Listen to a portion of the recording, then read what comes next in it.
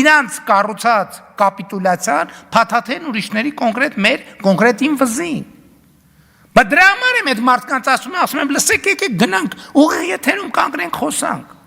Իրեք հատ մտքի տիտանը ասում են ես այսօր գործ ունեմ, ես այսօր բան, այն մեկն ասում է, մեկ բոլորը ասում են բան, բոլորն ասում են մենք իր հետ բանավիճելու բան չունենք, հետո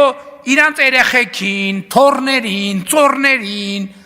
խնամիներին, բանին, հարսներին, բաջանաղներին ղրգում են ասուլիսներ տալու, գնացեք, արա, եթե բան չկա բանավիճելու, վեր ընկեք տեղները, ձենները կտրեք։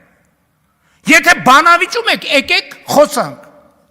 Ես ասում եմ, ես ձեզ հետ չեմ բանավիճի, ես ձեզ հետ պատերով կտամ, եւ այդտեղի ձեր քաղաքական դիակի մնացորդները դուրս կհանեն, իրեքիդ էլ վերաբերվում է, հերիքան ներվերներից հետ խաղակ։ Ես ձեզ ոտի տակ կտամ, ոչ թե ձեզ հետ կբանավիճեմ։ Եվ գիտեն իրանք դա։ Եվ դրա համար էլ չեն գալի, էսա վաղը, էս պայծ սկսած, երեխեքը, թորները, ծորները, հարսները, բաջանաղները,